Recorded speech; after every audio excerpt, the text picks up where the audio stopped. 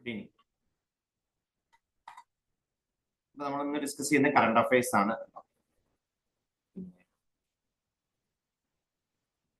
Current affairs നമ്മൾ discuss ചെയ്യുന്നത് vision monthly ആണ്. ഓക്കെ, വിഷന്റെ നിങ്ങൾക്ക് ഗൂഗിളിൽ സെർച്ച് ചെയ്ത് കഴിഞ്ഞാൽ വിഷൻ മന്ത്ലി കറണ്ട് അഫയേഴ്സിന്റെ ഓരോ ആ സൈറ്റിൽ തന്നെ ഡൗൺലോഡ് ചെയ്തെടുക്കണം. മന്ത്ലി കറണ്ട്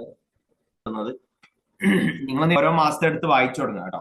പിന്നെ ഒന്നുകിൽ ഇവിടെ മുതൽ ഇങ്ങോട്ട് വായിക്കുക, മെയ് മുതൽ 2024 മെയ് മുതൽ 2025 മെയ് വരെ ഉള്ളെങ്കിൽ നമുക്ക് വേണം കറണ്ട് അഫയേഴ്സ്. മെയ് മുതൽ ഇങ്ങോട്ട് വായിക്കുക, അല്ലെങ്കിൽ ഏറ്റവും ലേറ്റസ്റ്റ് ഇങ്ങോട്ട് വായിക്കുക. പ്രശ്നം ഓക്കെ, നമുക്കത് കഴിയുന്നത്ര നമ്മൾ മന്ത്ലി ഡിസ്കസ് ചെയ്യും. ബാക്കി ഇയർലി ഇപ്പം ഇവർ ജനുവരി ഒക്കെ ആയി കഴിഞ്ഞാൽ ഇവരുടെ ഇയർലി വരും. ഇയർലി വന്നു കഴിഞ്ഞാൽ പിന്നെ ഇയർലി ബേസ് തന്നെയാണ് വിഷന്റെ ഇയർലി ബേസ് ചെയ്ത് നമ്മുടെ കറണ്ട് അഫയേഴ്സ് ക്ലാസ് ഉണ്ടാവുക കേട്ടോ. അപ്പൊ അതുവരെ ആ മന്ത്ലിയിൽ വരുന്നതന്നെയാണ് ഇയർലി വരിക, മനസ്സിലാക്കാൻ പറ്റും. അതുകൊണ്ടാണ്. അപ്പൊ അതിൽ ഓരോ ടോപ്പിക് നിങ്ങൾക്ക് അറിയുന്നതായിരിക്കും, വായിച്ച ആളുകൾക്ക് ഓരോ ടോപ്പിക് വൈസ് ആയിട്ട് കൊടുക്കുന്നുണ്ട്. നമുക്കത് കുറച്ച് മെയിൻസ് പോയിന്റ് ഓഫ് വ്യൂലും കൂടി അവർ കവർ ചെയ്യുന്നുണ്ട്. പൊളിറ്റി ആൻഡ് ഗവർണൻസ്, അല്ലെങ്കിൽ പിന്നെ അങ്ങനെ തുടങ്ങിയിട്ടുള്ള സെക്യൂരിറ്റി, എൻവയോൺമെന്റ്, ഓക്കെ, മിസ്ലേനിയസ് ആയിട്ടുള്ള കാര്യങ്ങളുണ്ട്, സോഷ്യൽ ഇഷ്യൂസ് ഉണ്ട്, കൾച്ചർ ഉണ്ട്, സയൻസ് ടെക്നോളജി ഉണ്ട്, അങ്ങനെ എത്തിക്സ് ഉണ്ട്. ഓരോ ടോപ്പിക്കും സ്കീംസിനെ കുറിച്ച് പറയുന്നുണ്ട്. ആ രീതിയിൽ ടോപ്പിക് വൈസ് പറയുന്നതുകൊണ്ട് നമുക്ക് എന്ത് ചെയ്യാം, ആ ഒരു സ്ട്രക്ചർ അതിനെ പഠിക്കാൻ പറ്റും. ഓക്കെ, അതുകൊണ്ടാണ് ഇത് ഫോളോ ചെയ്യുന്നത്. പിന്നെ ഫ്രീലി അവൈലബിൾ ആണ്, എല്ലാവരും കിട്ടുന്നതും കൂടി ആയതുകൊണ്ടാണ് കേട്ടോ. കറണ്ട് അഫയേഴ്സ് നിർബന്ധമാണ്, എല്ലാ സബ്ജക്റ്റിലേക്കും കറണ്ട് അഫയേഴ്സ് വേണം, ഓപ്ഷനിലടക്കം. ഓക്കെ, അപ്പൊ അതുകൊണ്ട് കറണ്ട് അഫയേഴ്സ് ഒരിക്കലും മാറ്റി നിർത്തരുത്. ചില വർഷങ്ങൾ കറണ്ട് അഫയേഴ്സ് ചിലപ്പോൾ ഇമ്പോർട്ടൻസ് കുറഞ്ഞു വരാം, പക്ഷെ ഒരുപാട് വർഷങ്ങളിൽ കറണ്ട് അഫയേഴ്സിന് ഇമ്പോർട്ടൻസ് കൂടാറുണ്ട്, പ്രിലിംസിനും മെയിൻസിനും ഒക്കെ. അപ്പൊ അതുകൊണ്ട് കറണ്ട് അഫയേഴ്സ് ഒഴിവാക്കിയിട്ട് നമുക്കൊരു പഠനം ഇല്ല, അത് പ്രത്യേകം ശ്രദ്ധിക്കാം. അപ്പൊ നമുക്ക് ഇന്ന് നോക്കുന്ന പൊളിറ്റി ആൻഡ് ഗവർണൻസ് ടോപ്പിക് ആണോ നോക്കുക. വീക്കിലി നമുക്ക് ഒരു ദിവസം കറണ്ട് അഫയേഴ്സ് വെച്ച് പോകാൻ വേണ്ടി ശ്രദ്ധിക്കാം. പിന്നെ നിങ്ങൾ പക്ഷേ ഡെയിലി കറണ്ട് അഫയേഴ്സ് വായിക്കണം കേട്ടോ. ഞാൻ പ്രധാനപ്പെട്ട ടോപ്പിക്കുകളാണ് പറഞ്ഞു പോവുക, എല്ലാ ടോപ്പിക്കും ഓരോ വേർഡ് ബൈ വേർഡ് ഡീറ്റെയിൽ ആയിട്ട് പോകില്ല. ഓക്കെ, പക്ഷെ നിങ്ങൾ എന്ത് ചെയ്യണമെന്ന് വെച്ചാൽ അതങ്ങനെ വായിക്കണം. ഇപ്പൊ ഡെയിലി കറണ്ട് അഫയേഴ്സ് നിങ്ങൾ വായിക്കുന്നുണ്ടോ, പത്രം വായിക്കുന്നുണ്ടോ, ആ സമയത്ത് പത്രം നിങ്ങൾ നോട്ട് ചെയ്യണം നിർബന്ധമില്ല. ഇതിന് പകരം എന്ത് ചെയ്താൽ മതി, ഈ കറണ്ട് അഫയേഴ്സ് മന്ത്ലി എടുത്തിട്ട് എന്ത് ചെയ്താൽ മതി, ഡൗൺലോഡ് ചെയ്ത് പ്രിന്റ് എടുത്താൽ മതി. ഓക്കെ, അത് റിപ്പീറ്റ് ചെയ്ത് വായിച്ചാൽ മതി. ക്ലിയർ ആണോ?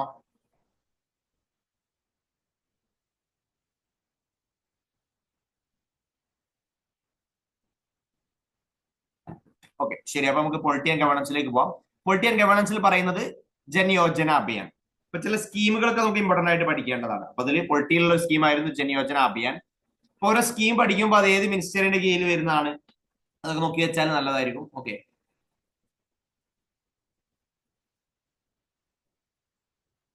അപ്പൊ ജൻയോജന അഭിയാൻ എന്ന് പറയുന്നത് മിനിസ്ട്രി ഓഫ് പഞ്ചായത്ത് രാജിന്റെ കീഴിൽ വരുന്നതാണ്. ഇതിന്റെ ലോഞ്ച് ചെയ്തിരിക്കുന്നത് പീപ്പിൾസ് പ്ലാൻ ക്യാമ്പയിൻ ആണ്. ഓക്കെ, പീപ്പിൾസ് പ്ലാൻ, അതാണ് ജൻയോജന എന്ന് പറയുന്നത്. എന്തിനു വേണ്ടിയാണ്? പഞ്ചായത്ത് ഡെവലപ്മെന്റിന് വേണ്ടിയാണ്. For the preparation of the panchayat development plans ഒക്കെ ഉണ്ടാക്കാൻ വേണ്ടി. ഓക്കെ, അപ്പൊ അതിനെ കുറിച്ച് ഡീറ്റെയിൽ ആയിട്ട് നോക്കുകയാണെങ്കിൽ ഇതിന്റെ എയിം എന്ന് പറയുന്നത് വെച്ച് കഴിഞ്ഞാൽ ജനങ്ങളുടെ പാർട്ടിസിപ്പേഷൻ ഉണ്ടാക്കാൻ വേണ്ടി. ഓക്കെ, പഞ്ചായത്ത് ഡെവലപ്മെന്റ് പ്ലാനിലൊക്കെ എന്താണ് കോമൺ മാന്റെ പാർട്ടിസിപ്പേഷൻ കൂട്ടുക എന്നുള്ളതാണ് ഉദ്ദേശം കേട്ടോ. പിന്നെ അതുപോലെ തന്നെ സബ്കി യോജന സബ്ക വിശ്വാസിന്റെ ഭാഗമായിട്ട് വന്നതാണ്. മിനിസ്ട്രി ഓഫ് പഞ്ചായത്ത് രാജിന്റെ കീഴിൽ 2 ഒക്ടോബർ 2018 വന്നായിരുന്നു, അത് അതിന്റെ ഭാഗമായിട്ട് വരുന്നതാണ് കേട്ടോ. 3 3 ടയർ പഞ്ചായത്തിലും വരുന്നുണ്ട്. ഇപ്പൊ നമുക്ക് എനിക്കറിയല്ലോ, village panchayat, block panchayat, district panchayat എന്നുള്ള രീതിയിൽ 3 ത്രിതലാണ് കേട്ടോ. 3 ടയർ ഗവൺമെന്റ് ആണ് പഞ്ചായത്തിലുള്ളത്, 3 വരുന്നുണ്ട്. With active involvement of elected representatives, government friendly workers, community based organisations, self help groups, ഇവരൊക്കെ ഇൻക്ലൂഡ് ചെയ്യിപ്പിച്ചുകൊണ്ടാണ് എന്ത് ചെയ്യുന്നത്, ഈ പ്രോഗ്രാം മുന്നോട്ട് പോകുന്നത്. ഓക്കെ, ഇതിൽ SHനെ കുറിച്ച് നന്നായിട്ട് വായിക്കുക കേട്ടോ. അത് മാത്രമായിട്ട് എന്ത് ചെയ്യാറുണ്ട്, ക്വസ്റ്റ്യൻ ചോദിക്കാറുണ്ട്, അതുകൊണ്ട് പ്രത്യേകം ശ്രദ്ധിക്കാം. ഓക്കെ,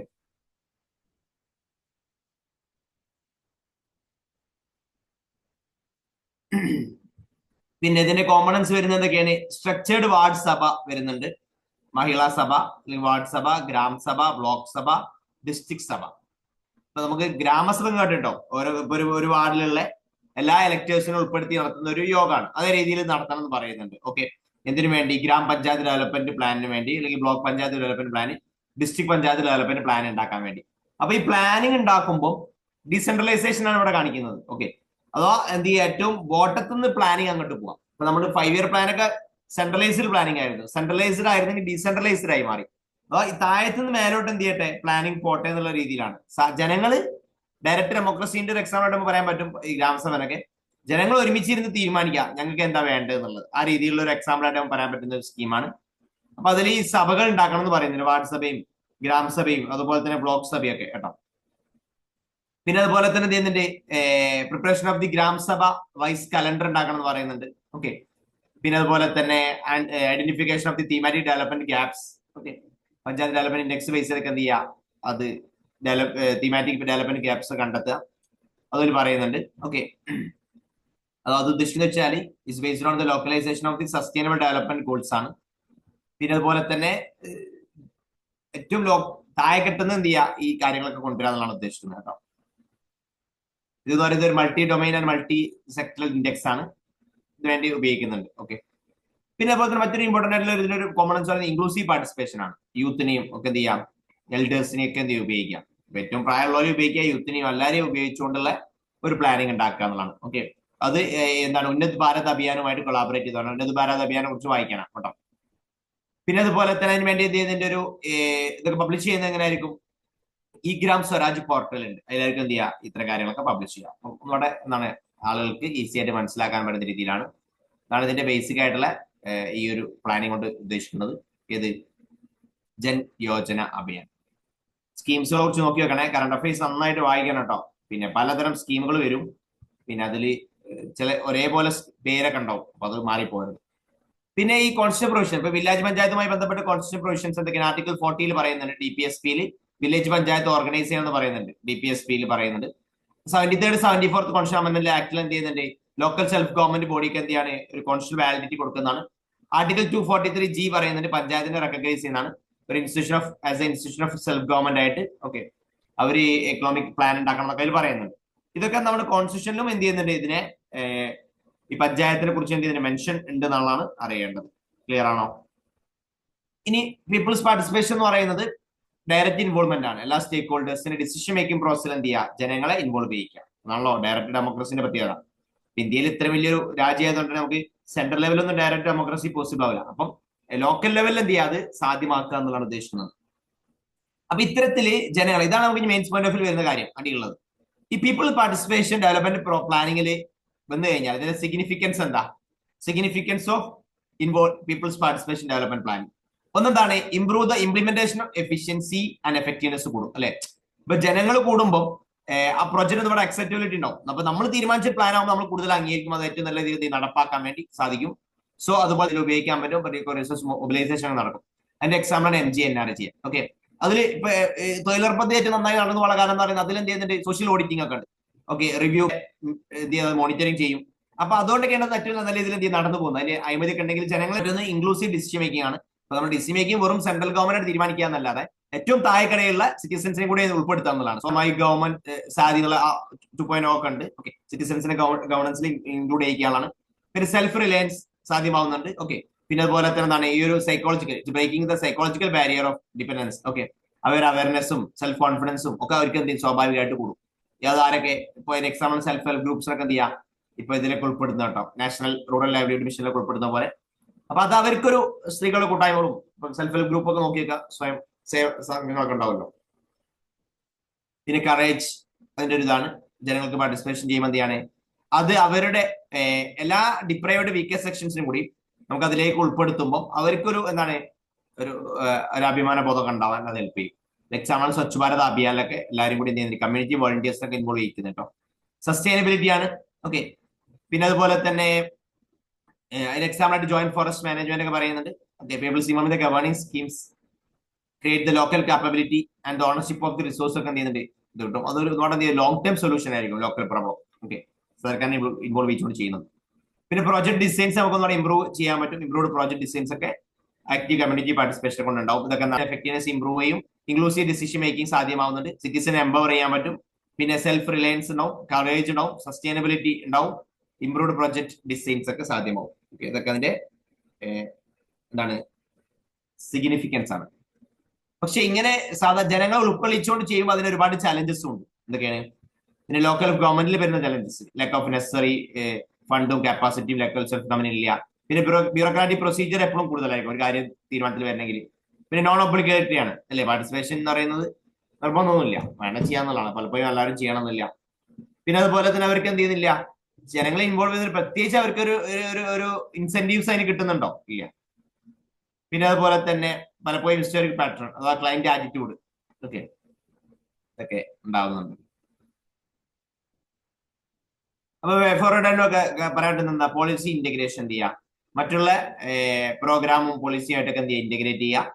ലോക്കൽ സെൽഫ് ഗവൺമെന്റ് പ്രശ്നങ്ങൾ ഉണ്ടെന്ന് പറഞ്ഞാൽ അതിന് എന്ത് ചെയ്യുക, നമ്മൾ ഗവർണൻസിന് എന്ത് ചെയ്യുക, സ്ട്രെങ്തൻ ചെയ്യുക. ടെക്നോളജി കൂടുതൽ ഇന്റഗ്രേറ്റ് ചെയ്യുക, കൂടുതൽ പാർട്ടിസിപ്പേഷൻ കൂട്ടാൻ വേണ്ടി.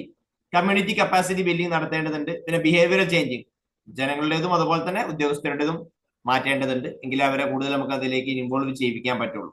ഓക്കെ, അതൊക്കെയാണ് അതിൽ അറിയേണ്ട കാര്യങ്ങൾ. ക്ലിയർ ആണോ?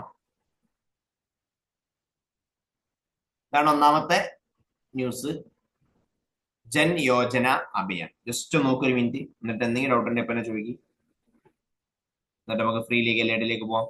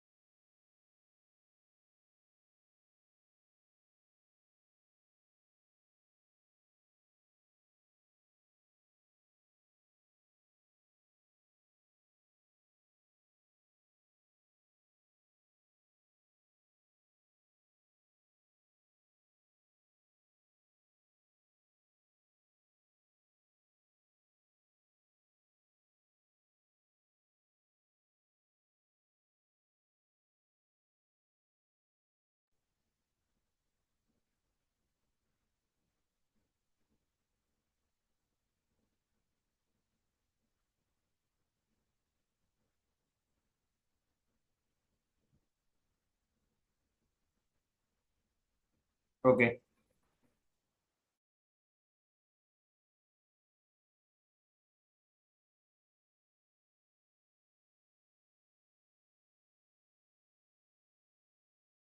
ക്ലിയർ ആണല്ലോ? ശരി, അങ്ങനെ നമുക്ക് അടുത്ത ന്യൂസിലേക്ക് പോവാം. അപ്പൊ ജൻ യോജന അഭിയാൻ കേട്ടോ, നോക്കി വെക്കണേ, നന്നായിട്ടൊന്ന് വായിക്കുക. അടുത്താണ് ഫ്രീ ലീഗൽ എയ്ഡ്. നമ്മൾ പൊളിറ്റിക്കൽ പഠിക്കുന്നതാണ് ലീഗൽ എയ്ഡിനെ കുറിച്ച്. ഫ്രീ ലീഗൽ എയ്ഡ് DPSPയിലൊക്കെ പറയുന്നുണ്ട് കൊടുക്കണമെന്ന്. ന്യൂസ് വരാൻ കാരണം സുപ്രീം കോർട്ട് ഒരു ഡയറക്ഷൻ കൊടുത്തിട്ടുണ്ട് ലീഗൽ സർവീസ് അതോറിറ്റിക്ക്, LSA കേട്ടോ. എന്താണ്? To ensure the access to free legal aid for prison ഇൻമേറ്റ്സിന് എന്ത് ചെയ്യണം, ഫ്രീ ലീഗൽ എയ്ഡ് ആക്സസ് കിട്ടുന്നുണ്ട് നോക്കാൻ വേണ്ടി പറഞ്ഞിട്ടുണ്ട് ലീഗൽ സർവീസ് അതോറിറ്റിനോട്. ഓക്കെ,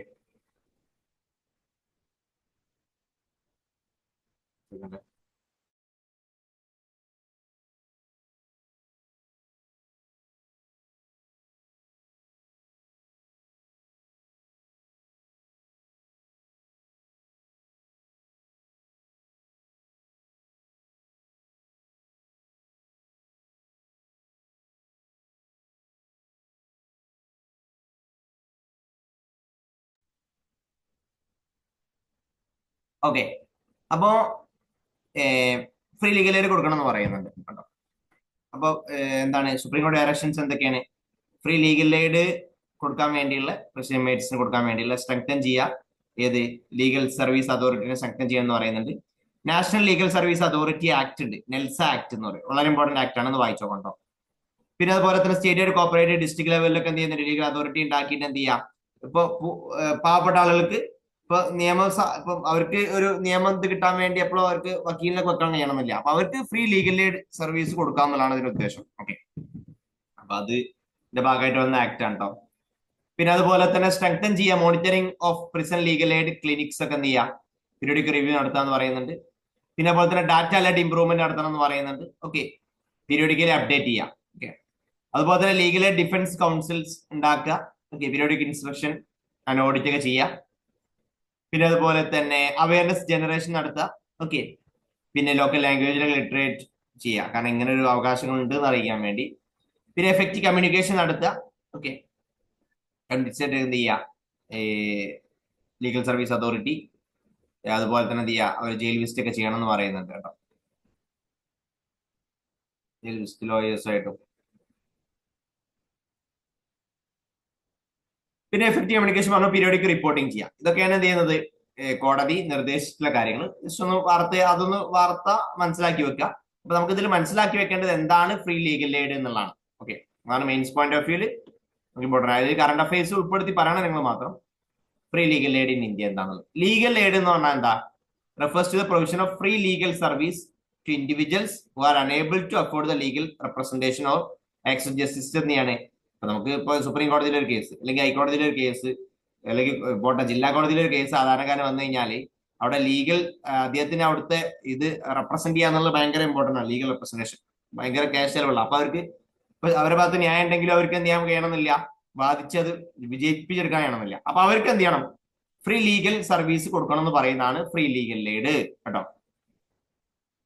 പിന്നെ അതുപോലെ തന്നെ legal can be include legal advice ആവാം, കോർട്ടിൽ പ്രൊസീഡിങ്സ് റെപ്രസെന്റേഷൻ ആവാം, മീഡിയേഷൻ ആവാം, നെഗോസിയേഷൻ ആവാം, അൾട്ടർനേറ്റീവ് ഡിസ്പ്യൂട്ട് റെസൊല്യൂഷൻ ആവാം, അങ്ങനെ എന്തും ആവാം. അതൊക്കെ നമ്മൾ എന്ത് ചെയ്യുക, സൗജന്യമായിട്ട് അവർക്ക് ഒരുക്കി കൊടുക്കുക എന്നുള്ളതാണ്, അല്ലെങ്കിൽ അതിനുള്ള സാധ്യത ഉണ്ടാക്കി കൊടുക്കുക എന്നുള്ളതാണ് ഫ്രീ ലീഗൽ എയ്ഡ് ഉദ്ദേശിക്കുന്നത്. ഫ്രീ ലീഗൽ എയ്ഡ് കൊടുക്കണം എന്ന് പറയുന്നതിൽ കോൺസ്റ്റിറ്റ്യൂഷൻ പ്രൊവിഷൻസ് ആർട്ടിക്കിൾ 21 ഓൾറെഡി പറയുന്നുണ്ട്. Okay, no person shall be deprived of his life of personal liberty എന്ന് പറയുന്നതിൽ അവർക്ക് എന്ത് ചെയ്യുന്നുണ്ട്, ഇപ്പൊ നമുക്ക് കോടതിയിൽ നമ്മളുടെ വാദം തെളിയിക്കാൻ കഴിയാതെ നമ്മുടെ ജീവനും സ്വത്തിനും പ്രശ്നം ഉണ്ടാകാൻ പാടുണ്ടോ? ഇല്ല. അപ്പൊ നമ്മുടെ ഒരു ഫണ്ടമെന്റൽ റൈറ്റ്സ് ആയിട്ട് നമുക്ക് വേണമെങ്കിൽ എന്ത് ചെയ്യാം, ഫ്രീ ലീഗൽ എയ്ഡ് പറയാൻ പറ്റും. ഓക്കെ, പിന്നെ ആർട്ടിക്കിൾ 39 ഇതാണ് ഏറ്റവും ഇമ്പോർട്ടന്റ് ആയിട്ടുള്ള ഒരു ആർട്ടിക്കിൾ ഉണ്ടായിരുന്നത്. Equal justice for and free legal aid കൊടുക്കണം എന്നുള്ളത് എന്ത് ചെയ്യുന്നുണ്ട്, DPSP പ്രത്യേകമായിട്ട് എടുത്ത് പറയുന്നുണ്ട്. ഓക്കെ, മറ്റേ ഇന്റർപ്രറ്റ് ചെയ്ത് ഉണ്ടാക്കിയാണ്, ഇതിൽ പ്രത്യേകമായിട്ട് എന്ത് ചെയ്യുന്നുണ്ട്, എടുത്ത് പറയുന്നുണ്ട് ഇങ്ങനെ ഫ്രീ ലീഗൽ എയ്ഡ് കൊടുക്കണം എന്ന്. അപ്പൊ അത് കോൺസ്റ്റിറ്റ്യൂഷൻ പ്രൊവിഷൻസുമായി ബന്ധപ്പെട്ടാണെന്നുള്ളത് മനസ്സിലാക്കി വെക്കാം. പിന്നെ അതുപോലെ അതൊക്കെയാണ് അതിൽ പറയുന്നത്. ഓക്കെ, പിന്നെ അതുപോലെ തന്നെ സ്റ്റാറ്റ്യൂട്ടറി പ്രൊവിഷൻ നോക്കുകയാണെങ്കിൽ ഇപ്പൊ നിയമപരമായിട്ട് ഇപ്പൊ കോൺസ്റ്റിറ്റ്യൂഷൻ അങ്ങനെ പറഞ്ഞെങ്കിൽ കൂടി ആക്ടിൽ എന്താണ് നമ്മളിപ്പോ അതിനു വേണ്ടി ഉണ്ടാക്കിയിട്ടുള്ളത്. ഒന്നെന്ന് പറയുന്നത് ലീഗൽ സർവീസ് അതോറിറ്റി ആക്ട് ഉണ്ടാക്കിയിട്ടുണ്ട്. വളരെ ഇമ്പോർട്ടന്റ് ഫേമസ് ആക്ട് ആണ് 1987. 1995 ഫോഴ്സിൽ വരുന്നത്. എന്തിനാണ്, to constitute legal service authorities ഉണ്ടാക്കാൻ വേണ്ടിയാണ്, ഫ്രീ ലീഗൽ എയ്ഡ് കൊടുക്കാൻ വേണ്ടി. ഓക്കെ,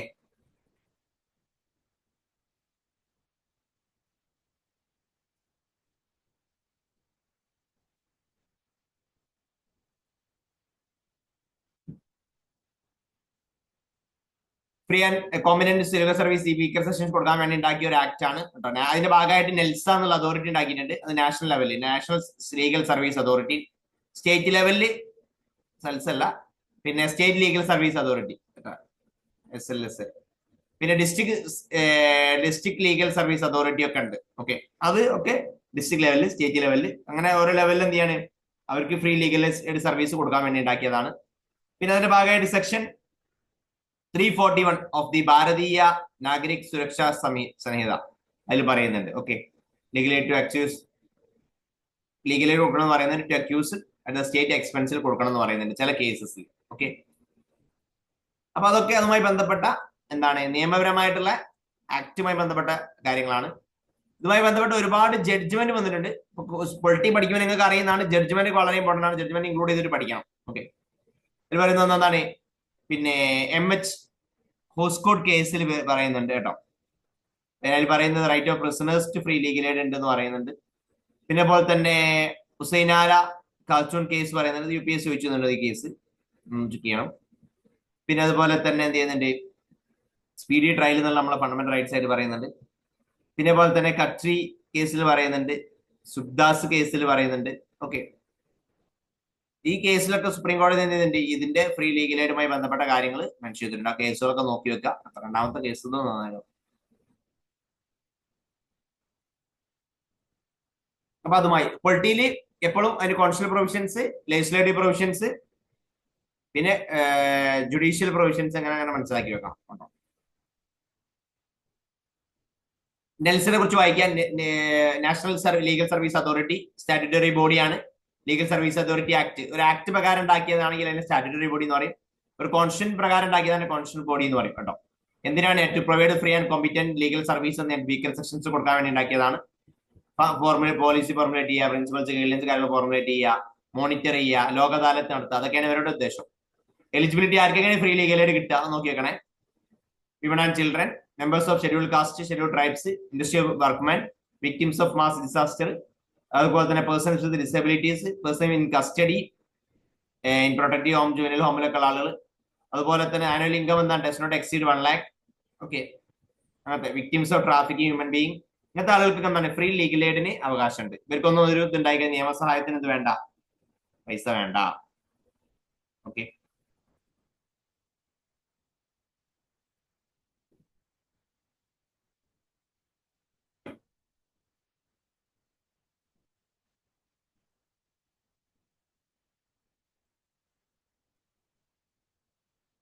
ക്ലിയർ ആണോ?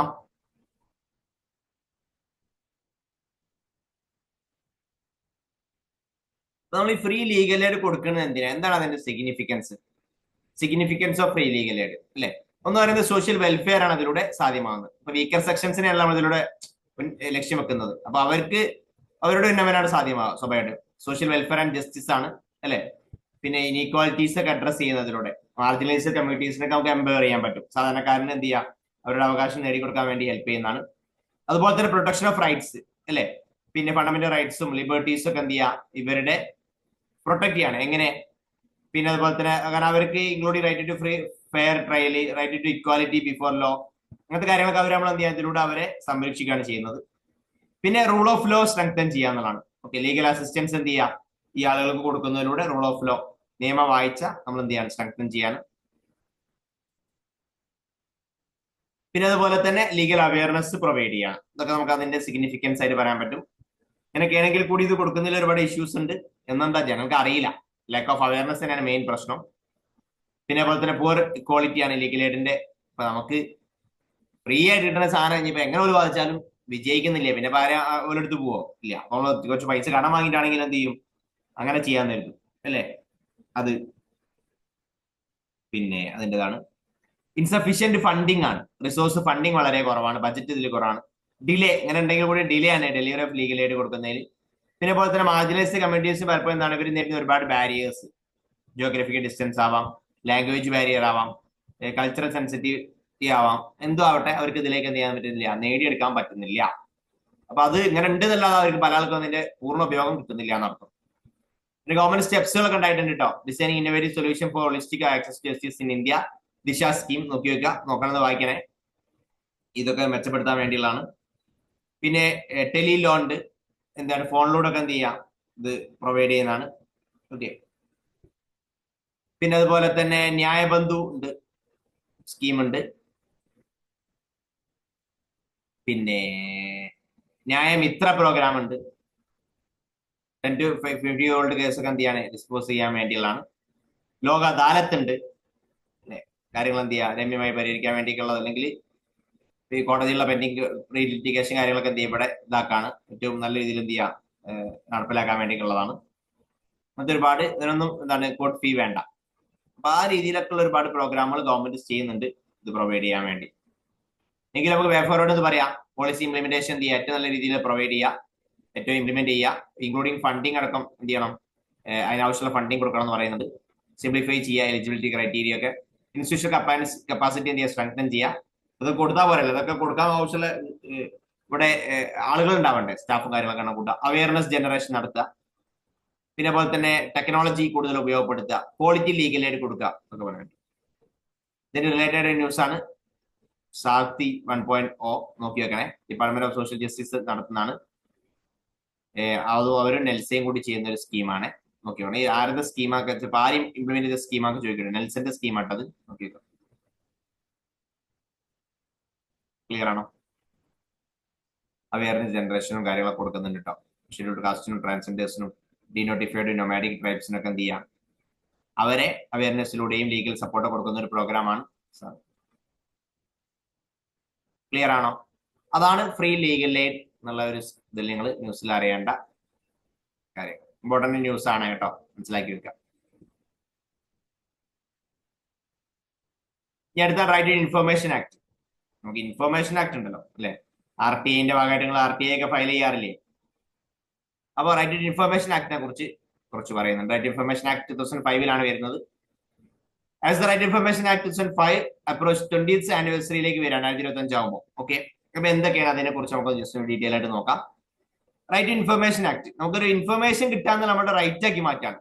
അവിടെ എന്ത് സംഭവിച്ചു, നമുക്ക് 10 റുപ്യ എടുത്തിട്ട് പേപ്പറിൽ എഴുതി കൊടുത്ത് ഇൻഫർമേഷൻ ഫയൽ ചെയ്താൽ ഇത്ര ദിവസം നമുക്ക് ഇൻഫർമേഷൻ തരണം നിർബന്ധമാണ്. അതാണ് സംഗതി. ജൂൺ 2025 അത് വരുന്നത്. 2025 ഒക്ടോബറിലാണ് ഫോഴ്സിൽ വരുന്നത്. എന്താണ് it act provide the citizen the right to secure access to information. Public authority എന്ത് ചെയ്യാം, നമ്മൾ ഇൻഫർമേഷൻ കിട്ടാൻ നമ്മുടെ അവകാശമാണ്. മുമ്പ് അങ്ങനെ ആയിരുന്നില്ല.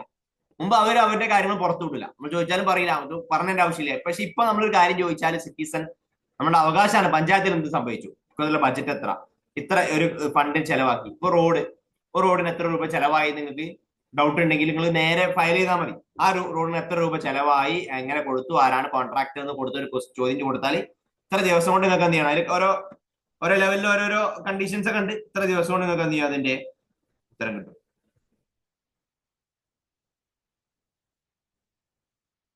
ക്ലിയർ ആണോ? അതാണ് റൈറ്റ് ഇൻഫർമേഷൻ. കോർഡിനേറ്റ് ഏജൻസി എന്ന department of personal and training ആണ്. മിനിസ്റ്റർ ഓഫ് പേഴ്സണൽ പബ്ലിക് ഗ്രീവൻസിന്റെ കീഴിലാണ് വരുന്നത്. പിന്നെ അതുപോലെ തന്നെ ബാക്ക്ഗ്രൗണ്ട് വരുന്നത് റൈറ്റ് ഇൻഫർമേഷൻ എന്ന് പറയുന്നത് ഒരു ഹ്യൂമൻ റൈറ്റ്സ് ആണ്. യൂണിവേഴ്സൽ ഡിക്ലറേഷൻ ഹ്യൂമൻ റൈറ്റ്സിലൊക്കെ എന്ത് ചെയ്യുന്നുണ്ട്, ഒരു ഹ്യൂമൻ റൈറ്റ്സ് ആയിട്ട് ഇതിൽ പറയുന്നുണ്ട്. International covenant on the civil and political റൈറ്റ്സിലും അതുപോലെ international covenant economic and social culture റൈറ്റ്സിലൊക്കെ എന്ത് ചെയ്യുന്നുണ്ട്, ഒരു യൂണിവേഴ്സൽ റൈറ്റ്സ് ആയിട്ടാണ് ഇതിനെ കാണുന്നത്. ഹ്യൂമൻ റൈറ്റ്സ് ആയിട്ടാണ്. ആ രീതിയിൽ ഇന്ത്യയിലും അത് കൊണ്ടുവരികയാണ്. അപ്പൊ ഇന്ത്യയിലാണ് ഫ്രീഡം ഓഫ് ഇൻഫർമേഷൻ ആക്ട് 2002 വരുന്നുണ്ട്. ഓക്കെ, ട്രാൻസ്പെറൻസി അക്കൗണ്ടബിലിറ്റി ഒക്കെ ഉണ്ടാക്കാൻ വേണ്ടി. പിന്നീട് അതാണ് എന്ത് ചെയ്ത് ലേറ്റർ RTA ആക്ട് ആയിട്ട് മാറുന്നത്. Freedom of information act replace ചെയ്തിട്ട് വന്നൊരു ആക്ട് ആണ്.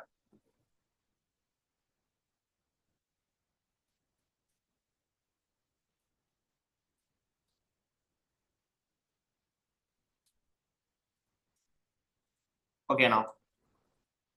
ഇതിന്റെ ബാക്ക്ഗ്രൗണ്ട് നോക്കുകയാണെങ്കിൽ പിന്നെ അത് പറഞ്ഞാണ് അതിന്റെ ഭാഗമായിട്ട് ഉണ്ടാക്കിയതാണ്. ഇത് റീപ്ലേസ് ചെയ്ത് വന്നാണ്.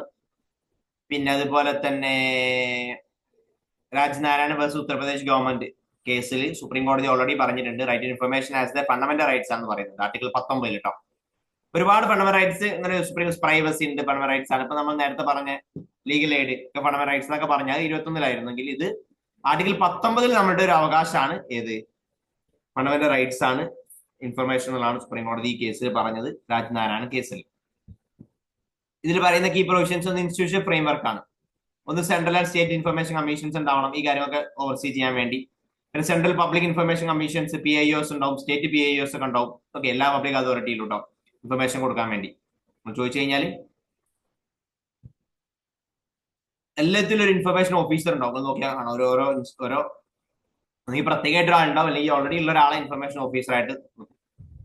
അതിൽ കൊടുക്കുന്ന റൈറ്റ്സ് എന്താണ്? Every citizen right to request information public അതോറിറ്റിയും ചെയ്യാൻ ചോദിക്കാനുള്ള നമുക്ക് അവകാശമുണ്ട്. ഒബ്ലിഗേഷൻ പബ്ലിക് അതോറിറ്റി എന്നാണ് സെക്ഷൻ 4 പറയുന്നുണ്ട്. ഓൾറെഡി എന്ത് ചെയ്യണം, റെക്കോർഡ്സ് പ്രൊആക്റ്റീവ്ലി ഡിസ്ക്ലോസ് ചെയ്യണം എന്ന് പറയുന്നുണ്ട് ചില കാറ്റഗറി, അല്ലെങ്കിൽ ചോദിച്ചാൽ തരണം. പിന്നെ അപ്ലിക്കബിലിറ്റി പറയുന്നുണ്ട്. പബ്ലിക് അതോറിറ്റീസ് എല്ലാ അതോറിറ്റീസും സ്റ്റേറ്റ് ആവട്ടെ സെൻട്രൽ ആവട്ടെ എല്ലാ കീഴിൽ വരുന്നുണ്ട്. ചില എക്സെപ്ഷൻസ് ഉണ്ട് കേട്ടോ. അതുപോലെ തന്നെ this body is on control substantially financed by the central ഗവൺമെന്റോ സ്റ്റേറ്റ് ഗവൺമെന്റോ ഒക്കെ ആയിട്ടുള്ള NGOs. ഇപ്പൊ ഗവൺമെന്റ് ഫണ്ട് ചെയ്യുന്ന NGOs ഉണ്ടെങ്കിൽ അവരും കൂടി അതിന്റെ ഭാഗമായിട്ട് വരും. ഓക്കെ, ചില എക്സെപ്ഷൻസ് ഉണ്ട്. പിന്നെ ചില ഇതൊന്ന് ഒഴിവാണ്.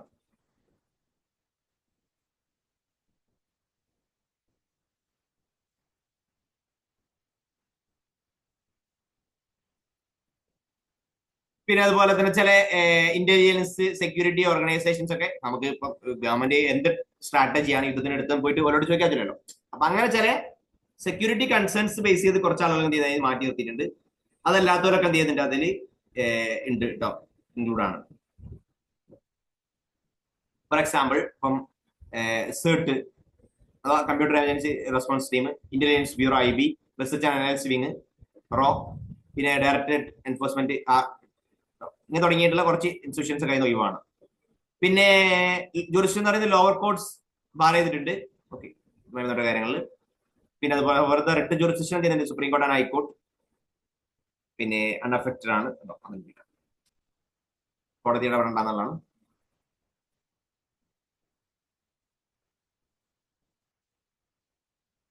ഇതിൽ എക്സെപ്ഷൻ ആയിട്ടുള്ള ചില കേസ് പറയുന്നുണ്ട്. Effect the sovereignty and integrity of രാജ്യത്തെ കട്ടാവുന്നത് ബ്രീച്ച് ചെയ്തിട്ട് ബാക്കി വരാം.